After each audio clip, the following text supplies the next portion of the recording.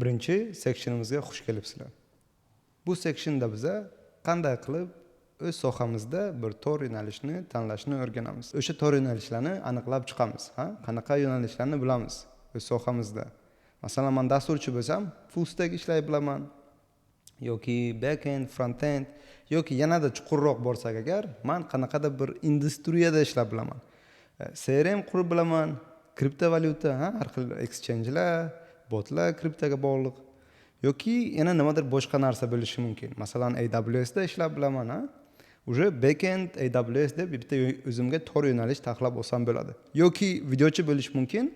Videochi faqat mashinalarni videoga oladi yoki ovqatlarni videoga oladi yoki faqat hayvonlarni videoga oladi, O'zini bitta kategoriyasi bor. Umumiy qilib videochi deydi, lekin to'g'riroq qilib kirsak agar yanada bitta sohada, bitta yo'nalishda professional bo'lib ketadi.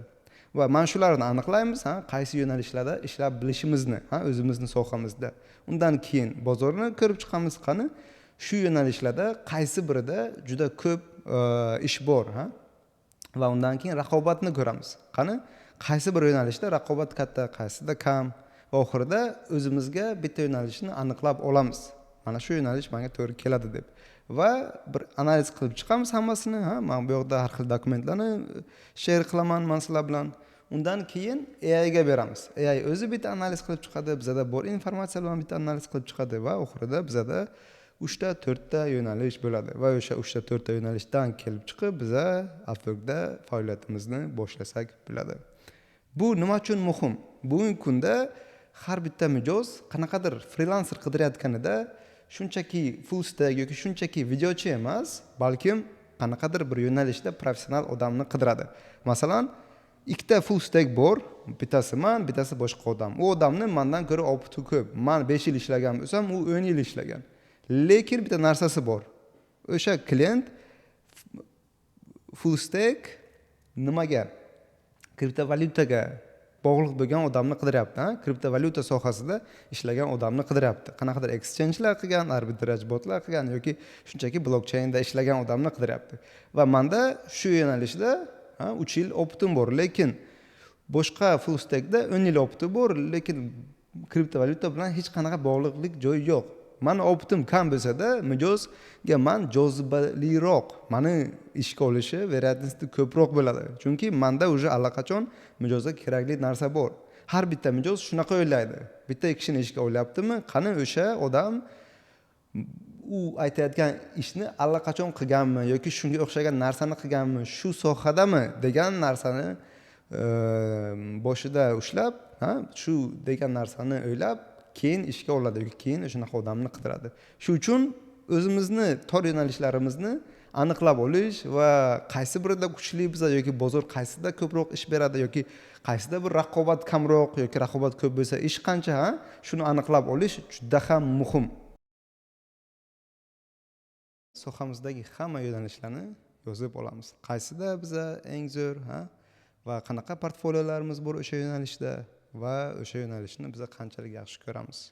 Masalan, siz video editor bo'lishingiz mumkin va food industryda ishlashingiz mumkin yoki targetolog bo'lishingiz mumkin, Instagram targetolog, Telegram targetolog, Mana shu yo'nalishlarni bitta-bitta yozib ketamiz. Masalan, full stack bo'lsangiz agar yoki qanaqadir dasturchi bo'lsangiz agar, bitta Django'ni ham bitta yo'nalish deb olsak bo'ladi yoki React'ni ham bitta yo'nalish deb olsak bo'ladi. Hech qanday muammosi yo'q.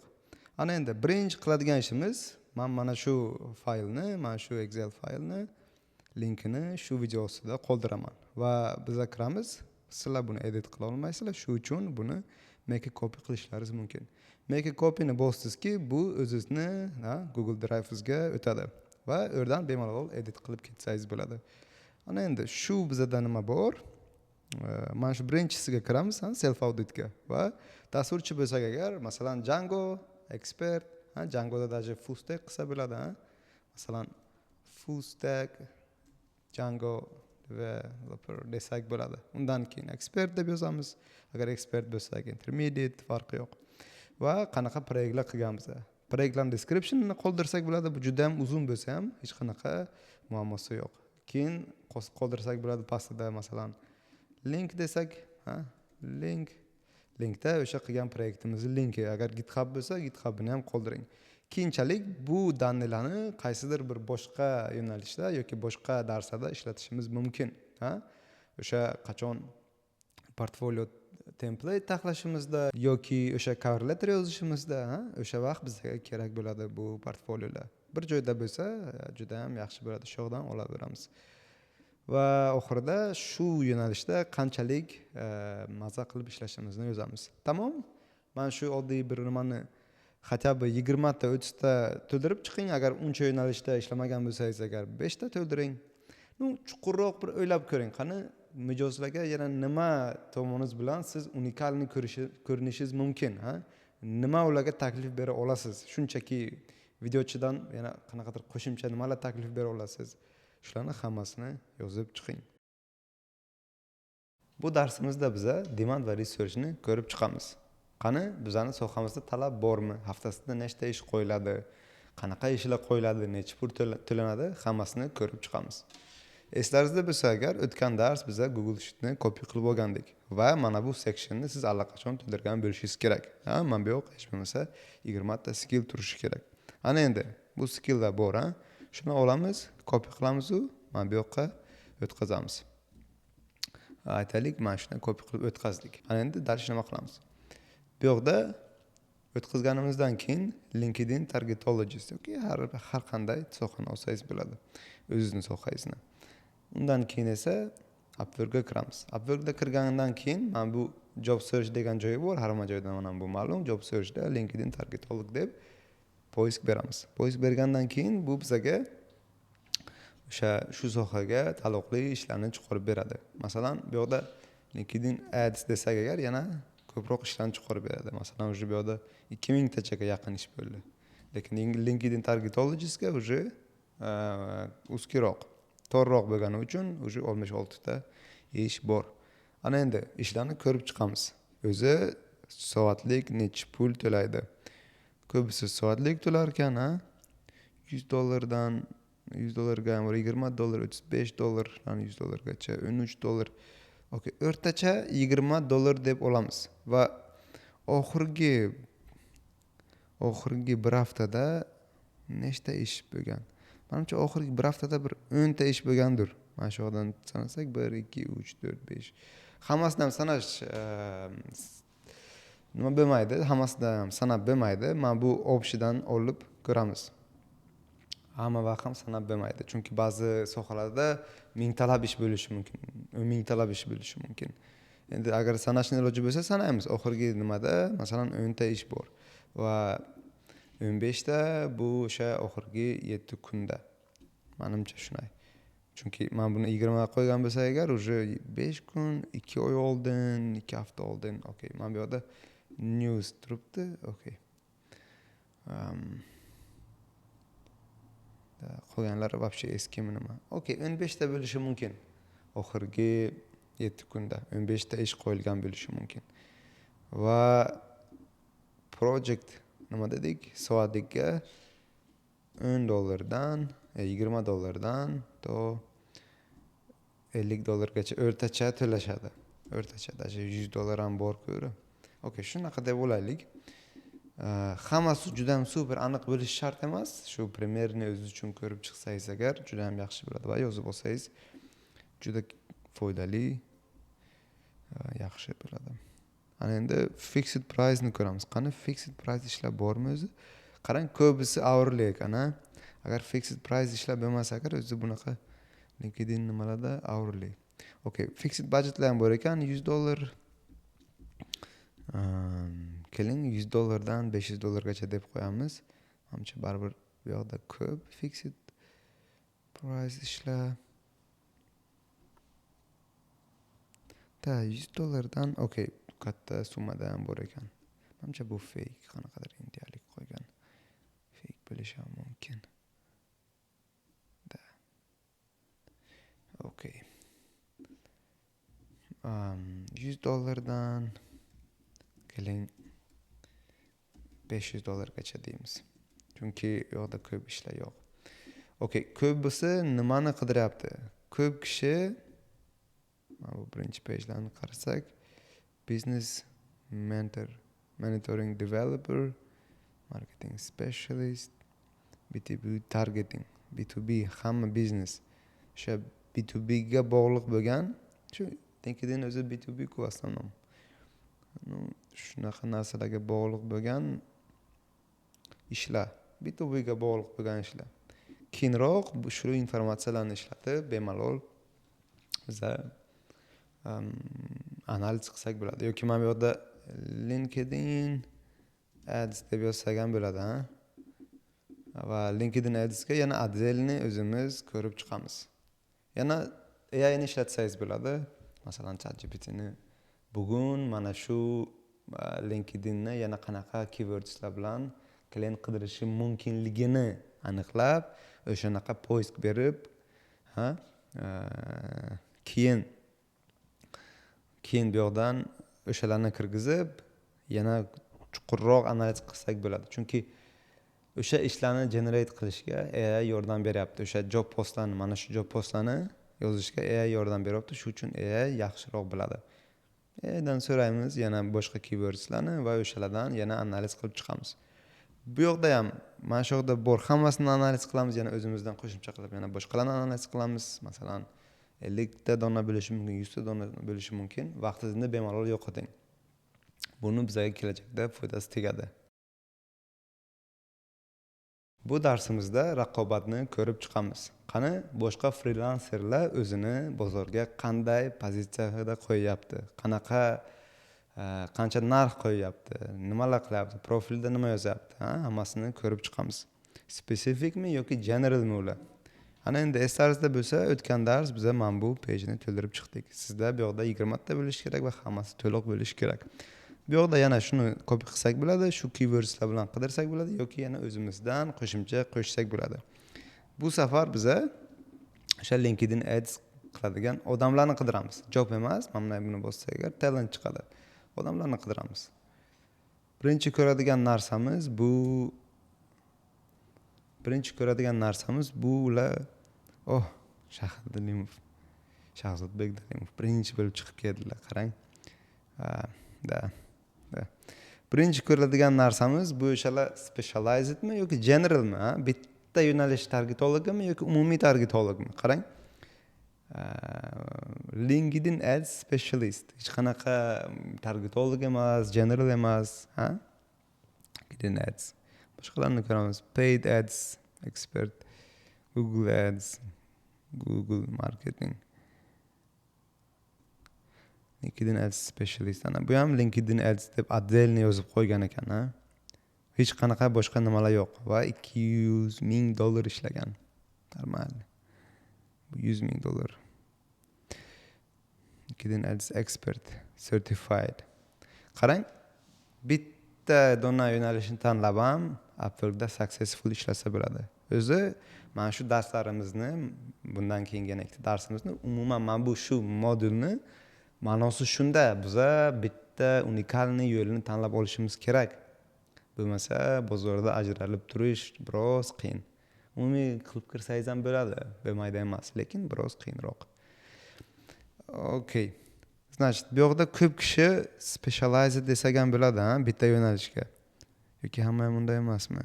Shuni ko'rib chiqamiz. Masalan, Google Ads, LinkedIn Ads, lead generation, email marketing expert. Okay. Ko'p kishi general, ha? Former LinkedIn employee, okay. Google Ads certified. Google Ads, LinkedIn Ads. Okay, в основном odamlar general ekan, ha? Mana bu sohasini to'ldiramiz. Okay. General masalan yoki some specialized profiles. Okay.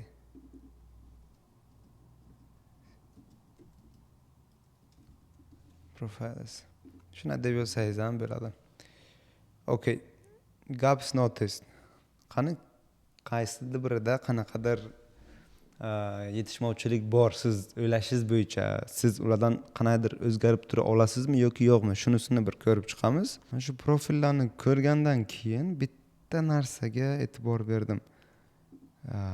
Hammasini qarasak agar LinkedIn ads, Microsoft ads, Facebook ads, Instagram ads hammasi yaxshi, lekin yana bitta nima qilish mumkin?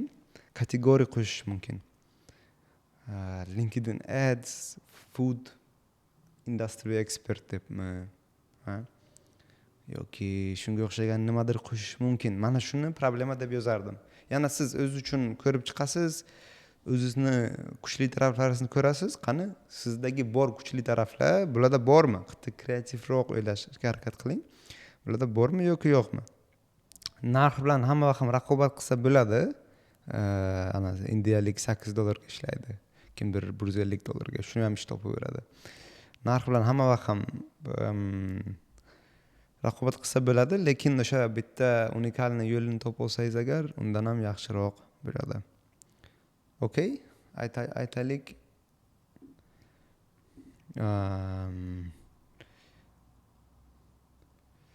No industry. Endi o'zim uchun no industry, no specific. Okay, English speaking juda yomon. No specific industry deymiz. Most are general ads managers on LinkedIn or other platforms. Okay. Shu man ko'radigan bitta muammo mana shu. Siz o'zi sohangiz bo'lgani uchun siz ko'proq narsani ko'rishingiz mumkin. Masalan, men o'z dasturchiliklarni ochib ko'rsam, menda o'sha paydo bo'ladi qanaqadir fikr. Okay, men shundan mana shunaqa yo'nalish bilan ajralib turar ekanim yoki men bunday qilib ajralib tursam bo'ladi bulardan degan narsa sirazu o'zi fikr kelaveradi. Okay. Endi oxirgi bitta narsasi qoldi. Bu top 5. Necha pul oladi o'zi? Narxlarni ko'rib chiqyapmiz. Hamma har xil. $8 dan $45, $100, $7, $15. Okay. On average qancha olishini yana bitta yaxshi yo'li bor topishni. Endi biz klientlar qancha to'lashini ko'proq ko'ramiz yoki o'sha dasturchilar umuman qancha olishini mana bu yoqdan ham ko'rsak bo'ladi, lekin yana bitta yaxshiroq yo'li bu klient bo'lib ko'ramiz. O'zi agar klient akkauntingiz bo'lmasa, registratsiya qilsangiz ham bo'ladi. Create job qilamiz. I need LinkedIn ads pro deymiz. Okay, generate qilsin biz uchun bitta post. Buni post qilmaymiz, lekin shunchaki o'zimiz uchun ko'ramiz. Necha pul o'zi to'laydi. Okay, bu yoqdan olamiz. Next qilamiz. Endi ularni ko'rib chiqing. Qani shular sizga to'g'ri keladimi? Yana bitta next qilganimizdan keyin mana bu budget sectionga kelamiz. Budget sectionga kelsak agar professionals tend to charge $8 to $25 for social media marketing projects like yours. Okay, o'sha siz qiladigan ishlarni ko'rasiz, o'sha ishlarga qancha to'laydi, shuni ko'rasiz. Okay. $8 dan $25 gacha to'lar ekan. Juda. Bu qilamiz. 8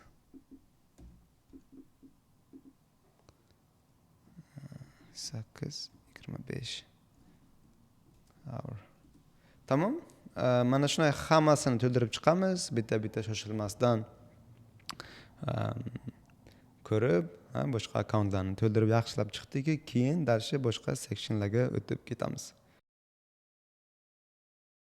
Bu darsda biz shu vaqtgacha to'plagan informatsiyamizni hammasini analiz qilamiz. Va bu analizda biz qanaqadir AI ni ishlatamiz. ChatGPT yoki Gemini AI farqi yo'q. Qaysi sizga ma'qul? Birinchi bo'lib o'sha spreadsheet tashlaganimga kiramiz. Yoki o'zingiz taxlagan spreadsheetga kirasiz. Bu yoqda siz uje to'ldirib qo'ygan bo'lishingiz kerak. Mana bu section, bu section, 3 ta section to'liq bo'lishi kerak. Ana endi har bir sectionni CSV faylga download qilib olamiz. Bu uchun biz faylni bosamiz, downloadni bosamiz va shunday CSV download qilib olamiz. Har bitta sectionga kirib shu ishni qilib chiqamiz. Undan keyin bizada 3 ta nima bo'ladi? 3 ta fayl bor. Ana endi shu 3 ta faylni biz olib Geminiga prompt qilamiz. Geminiga kiramiz. Geminiga kirganimizdan keyin buni bosamiz. Upload faylni chiqadi. Upload fayldan 3 ta nimani tanlab olamiz. Uploadni bosamiz. Uploadni bosganimizdan keyin bizada mana bu qaytib spreadsheetga kirsak agar prompt turibdi bu yoqda. Mana bu promptga kiramiz, promptni copy qilamiz va buni Geminiga yuboramiz. Geminiga yuborganimizdan keyin mana bu nimasiga kirib deep researchni ham bosamiz, чтобы o'zi yaxshilab research qilsin. Va enterni bosamiz. Bu bizga где-то 5 minut, 10 minut kimgadir ko'proq vaqt olishi mumkin. Bu ishni o'zini ChatGPTda ham qilsak bo'ladi. O'sha bu daniylar kerak, mana bu prompt kerak va deep research kerak. ChatGPTda ham shularni hammasini qilsangiz bo'ladi. Faqat agar ChatGPT Pro bo'lsa, sizda u yaxshiroq ishlaydi. Yoki qanaqadir Windsurf yoki har xil boshqa AI'larda qilsa ham bo'ladi. Ana endi bu bizga 15 minut vaqtdan keyin mana bunaqa prompt qaytarib beradi. Ana endi bu promptni olib yanada kichraytirish mumkin yoki shuni o'zini yaxshilab o'qib chiqish mumkin. Va buni olib qanaqadir dokumentga save qilamiz. Yoki xohlasangiz share qilasiz, yoki dokument share qilib xohlasangiz copy qilasiz. Buni saqlab qo'yamiz. Chunki bu keyinroq bizga kerak bo'ladi. Eng kerak bo'ladigan joyi mana shu joy. Mana shu joy. Qani qaysi bizga to'g'ri keladi ko'proq va pastda уже shu to'g'ri keladigan narsalarga qarab qanaqa title tanlash kerak, hammasini yozib bergan. Okay, mana shu bizga kerak va bu yoqda aytayaptiki, React sizga eng zo'r yoki Django backend eng zo'r yoki mana bu уже bitta yaxshiroq deb tushuntirib beryapti. Va men buni mana bunaqa faylga saqlanib qilib qo'ydim, chunki keyinroq bu menga kerak bo'ladi. Yana buni keyinroq polish qilamiz. Va bu yetib qolmasligi uchun linkini olamiz. Linkini olib o'zimizni mana bu faylimizga joylab qo'yamiz. Tamam? Yoki siz o'sha ChatGPT yoki Gemini bergan kontentni o'zini primoy copy content qilib shuni ichiga qo'ysak bo'ladi, lekin bu juda ham yaxshi ko'rinmaydi. Shuning uchun buni dokda saqlagan ma'qulroq. Okay, bu darsimiz tamom.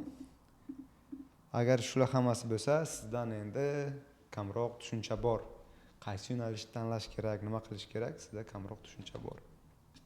Bemalol mana shu dokumentni o'qib, qaysi sizga ma'qulligini aniqlab olasiz va dalshi nima qilishlik kerakligini AI dan biroz o'rganamiz. Keyinchalik bularni qaytib ishlatamiz, men qaytib tushuntirib o'taman. Yana o'sha tanlagan yo'nalishimizga qarab, eng bizga to'g'ri keladigan yo'nalishga qarab, titlelarni qanaqa qilish kerak, description qanaqa yozish kerak, profilni qanaqa to'ldirish kerak, portfolio va boshqa narsalar. Okay, hech bo'lmasa bizdan endi rough estimation bor, aferda nima qilishimiz bo'yicha. Okay? Oxirgi bu darsimizdan keyin bitta siz uchun yo'qda task bo'ladi, u taskni tekstda tushuntirib qo'yaman. Shu darsimizdan keyingi sectionda. Mayli, yangi darsda ko'rishguncha sog' bo'ling.